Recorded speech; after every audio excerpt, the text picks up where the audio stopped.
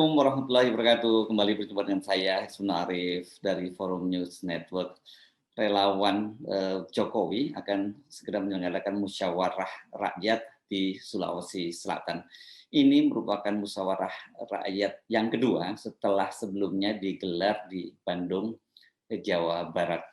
Apa artinya dengan musyawarah rakyat ini? Sebenarnya kalau kita mencermati dengan adanya musyawarah rakyat ini merupakan sinyal bahwa Jokowi apapun caranya masih tetap berusaha untuk bisa maju pada Pilpres 2024. Kalau sebelumnya itu call tingginya Jokowi itu bisa maju pada Pilpres 2024 sebagai calon presiden untuk 3 periode, maka kelihatannya sekarang ini targetnya sudah mulai diturunkan menjadi calon wakil presiden. Tapi tetap saja bila peluangnya terbuka, calon presiden itu tetap jadi target utama dari Jokowi. Artinya 3 periode itu tetap jadi target utama dari Jokowi. Apa artinya ini bagi Ganjar Pranowo? Kalau itu terjadi, maka sesungguhnya pintu atau tiket pencapresan untuk Ganjar Pranowo itu sudah tertutup. Saya kira saya akan mengajak Anda untuk mendiskusikan soal ini karena hal ini setidaknya juga sudah di-endorse oleh para relawan dari Ganjar Pranowo.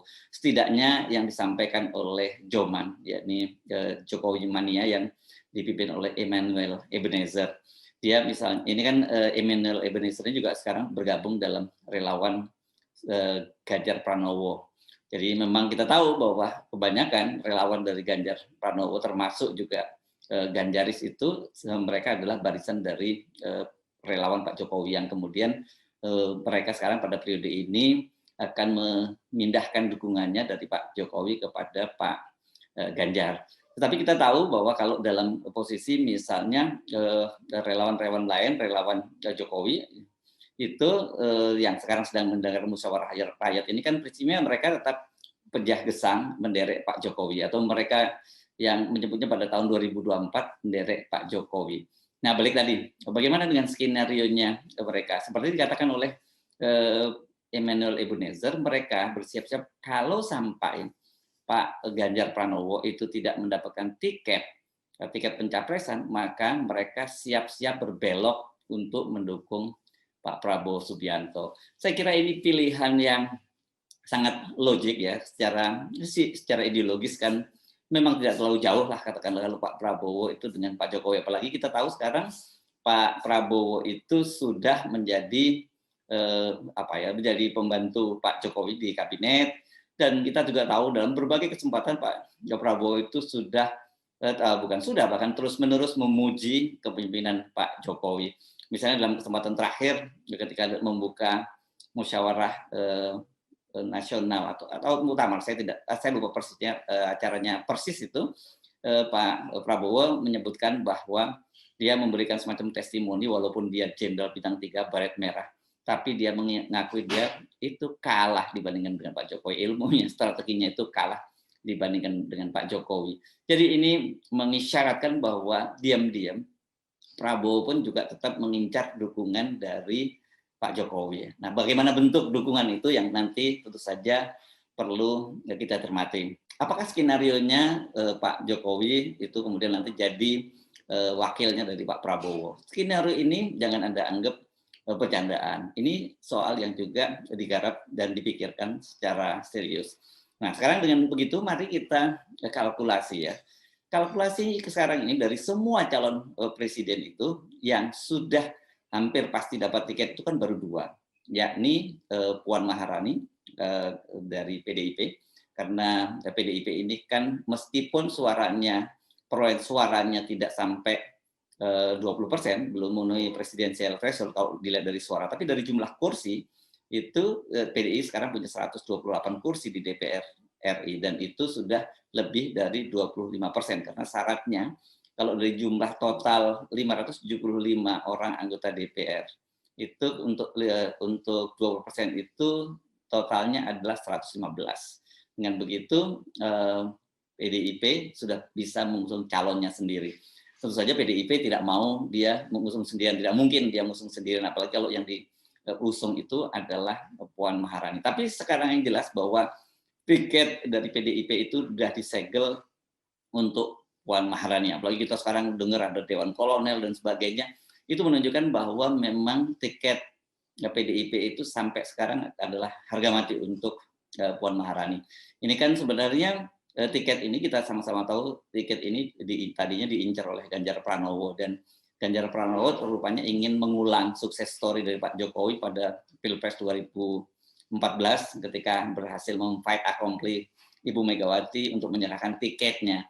Dan pola itu sebenarnya yang sedang dilakukan juga oleh Ganjar Pranowo, tapi terbukti gagal karena tentu saja pertama Ibu Megawati tidak ingin mengulang kesalahan yang terjadi pada Pilpres 2014 lalu dengan menyerahkan tiketnya kepada Jokowi. Dan ternyata setelah jadi presiden, walaupun Pak Jokowi itu adalah petugas partai, tapi tidak bisa sepenuhnya dikontrol oleh PDIP. Orang pasti tahu, kita tahu belaka bahwa sekarang ini yang lebih dominan mengendalikan Pak Jokowi itu adalah Luhut Panjaitan. Justru lebih dominan Pak Luhut Panjaitan ketimbang PDIP sendiri yang sebagai partai pengusung bahkan juga mempunyai petugas partai yang namanya Jokowi. Jadi itu pertama, tentu tidak mau colong lagi. Yang kedua, tentu Ibu Megawati bagaimanapun berpikir inilah waktunya buat kalau tidak sekarang kapan lagi? Karena kita tentu saja realistis melihat usia Ibu Megawati, dan Ibu Megawati tentu saja ingin terah Soekarno itu tetap berada dalam sirkulasi elit kepemimpinan nasional. Dan kalau tidak sekarang, itu kapan lagi? Kalau misalnya katakanlah mengusung Ganjar Pranowo sebagai presiden, maka dipastikan nanti pada periode berikutnya, kalau kemudian Ganjar Pranowo terpilih menjadi presiden, ini kan peluang dari Puan Maharani semakin tertutup karena bagaimana dia akan kembali berhadapan dengan seorang incumbent dan berat. Belum tentu, apalagi belum tentu pada waktu itu Ibu Megawati masih sehat, katakanlah masih bisa mengendalikan PDIP seperti sekarang. Jadi memang hampir pasti tiket dari PDIP itu tertutup.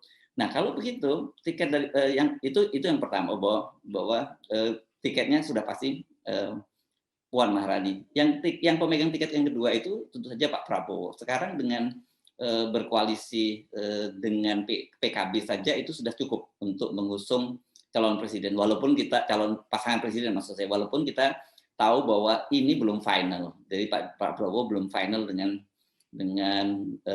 Muhaimin Iskandar maksud saya.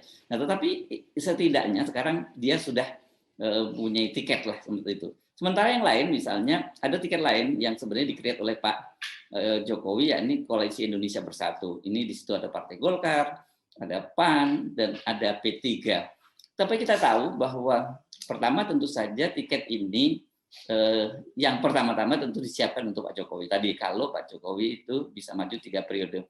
Tapi kalau toh kemudian Pak Jokowi juga mengincar posisi sebagai wakil presiden, saya kira tiket KIB juga akan tetap dipegang erat oleh Pak Jokowi. Jadi tidak akan diserahkan kepada Ganjar Pranowo. Ya karena itu secara kalkulasi memang Ganjar Pranowo sudah berat ini peluangnya untuk mendapatkan tiket. Dari mana lagi misalnya? Apakah mungkin dari Nasdem? Karena kita tahu bahwa di Nasdem itu Ganjar Pranowo termasuk di antaranya salah satu nama yang diajukan pada Rakernas kemarin, yakni bersama Anies Baswedan, kemudian Ganjar Pranowo, dan juga Panglima TNI Andika Perkasa. Tetapi saya kira kalkulasinya, kalau kemudian dia sudah tidak lagi didukung Jokowi, dia tidak mungkin lah mendapatkan tiket dari Nasdem. Dan kalau toh kemudian dia diadu antara pilihan Anies Baswedan atau Ganjar Pranowo, saya kira Nasdem juga akan tetap memilih Anies Baswedan. Ini dengan pertimbangan adalah partner koalisinya. Kita tahu sekarang yang tersedia partner koalisi untuk Nasdem itu PKS dan juga Partai Demokrat. Walaupun juga sekali lagi hitung-hitungannya tidak mudah gitu. Siapa yang mungkin mereka sampai pada satu titik bisa menyepakati calon presiden yang akan diusung itu adalah Anies Baswedan. Tetapi apakah bisa, kemudian pertanyaannya siapa yang akan menjadi calon wakil presidennya? Demokrat pasti harga mati itu akan mengajukan Agus Harimurti Yudhoyono. Ini normal lah, karena selain mereka ingin juga punya calon presiden, mereka juga ingin dapat kotil efeknya ya. Sementara PKS itu mengajukan 3 nama ya, dan itu nama-namanya itu juga dari kalangan internal. Sekarang tidak lagi disebut namanya itu Ketua Dewan Suro karena ya Ketua Majelis Suro maksud saya ya di Salim Segaf, tapi sudah muncul lama disebut misalnya nama mantan Gubernur Jawa Barat Ahmad Heriawan, juga ada Irwan Prayitno, dan itu yang sudah disebut sebagai calon dari calon wakil presiden dari PKS plus wakil ketua MPR sekarang yakni Hidayat Nur Wahid. Jadi PKS sudah mengajukan 3 nama. Artinya mereka juga tentu ketika nanti bersepakat untuk berkoalisi dengan dua partai lainnya, dengan Nasdem, dengan Demokrat, mereka pasti akan all out juga memperjuangkan 3 nama ini. Ini nggak mudah tawar-menawar semacam ini, dan bisa saja kemudian di tengah jalan itu bisa bubar gitu. Belum lagi posisi Nasdem kan sampai sekarang bagaimanapun juga mereka ini adalah partai koalisi pemerintah, dan seperti dikatakan misalnya salah satu syaratnya mereka menyatakan mereka akan mendukung Anies bila Anies sepakat untuk meneruskan program-program Jokowi gitu ya. Program Jokowi itu apa sih sekarang ya? Tentu saja termasuk ibu kota baru, kemudian juga kereta api cepat dan berbagai proyek-proyek infrastruktur lainnya. Tentu ini juga tidak mudah, meskipun kita tahu ini, saya kira ini bagian dari semacam basa-basi politik atau strategi atau fatsun politik, karena Nasdem itu sekarang masih tetap menjadi bagian dari partai pemerintah. Tapi apakah ini juga nanti bisa disepakati oleh PKS dan Demokrat, itu juga tidak mudah. Jadi artinya sampai sekarang ini kalau kita bicara sekali lagi yang punya tiket, yang sudah pasti punya tiket itu baru Prabowo dan Puan Maharani. Tersisa masih ada 6 partai lain yang ini bisa, saya kira ini masih belum solid sekali. Misalnya KIB ini kita tahu ini adalah koalisi kawin paksa ya. Dan kemarin kita baru saja misalnya musyawarah cabang di Jakarta P3 dia menggelar ketika menggelar itu dan menghadirkan ketua umum atau PLT ketua umum Muhammad Mardiono itu Anies hadir dan dia oleh para pengurus cabang, oleh mereka Anies dielulukan sebagai seorang calon presiden gitu ya. Artinya apa? Kalau toh nanti misalnya katakanlah gitu Ganjar juga bisa mendapatkan tiket KIB itu, meskipun dia dapat tiket tapi dia akan mendapat pepesan kosong.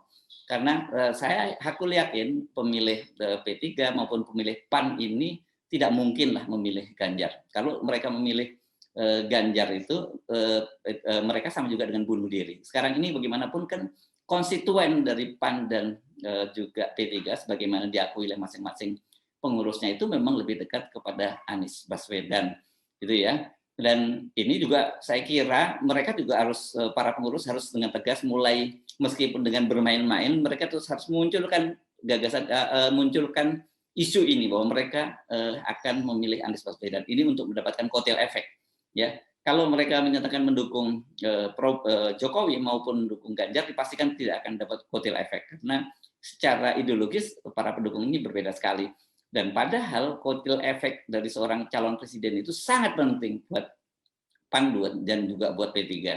PAN kita tahu sekarang dia menghadapi perpecahan di internal dengan munculnya Partai Umat. Jadi mau tidak mau suara PAN itu bisa digerogoti dan dia juga harus berjuang untuk tetap lolos parliamentary threshold. Sementara P3 lebih rawan lagi karena kita tahu pada pemilu lalu itu dia hanya berapa persen saja di atas 0,2 kalau seingat saya di atas ambang batas untuk lolos parlemen. Nah, kalau sekarang kemudian dia memilih calon presiden yang salah, maka hampir dipastikan P3 ini akan tidak lolos parliamentary threshold. Jadi yang hitung-hitungan yang begini ini yang saya kira mesti dihitung dengan cermat.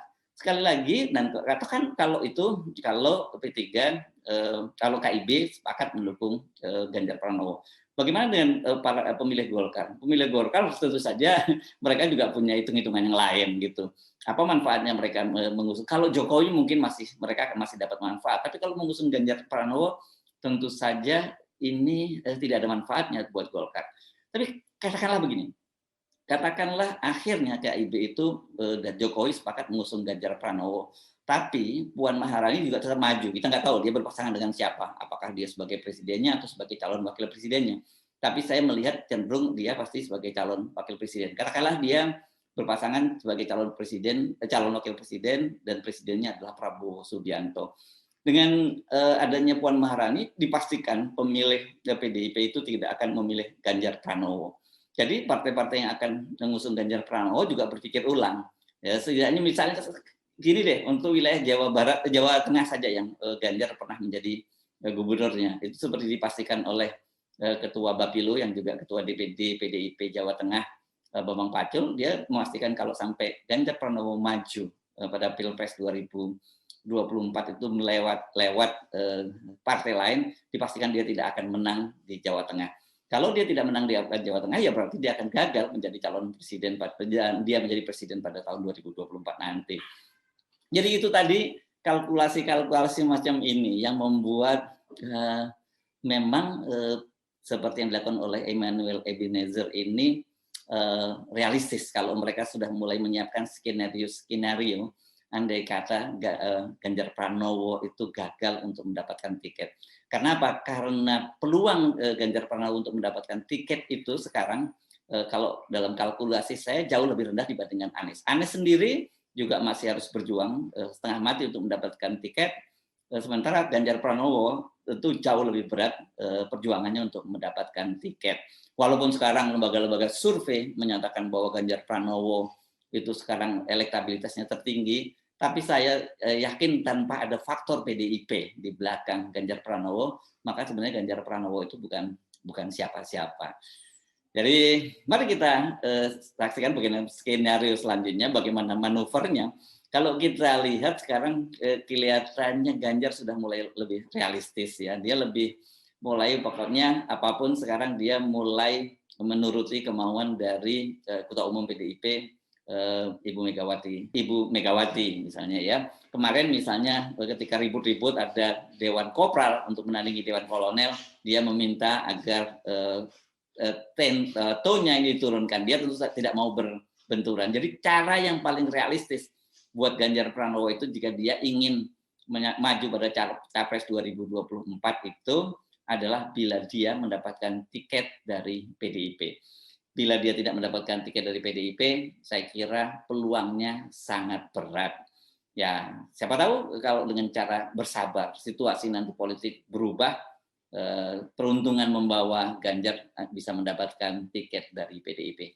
Saya Hirsun Arif dari Forum News Network. Sampai jumpa lagi. Wassalamualaikum warahmatullahi wabarakatuh.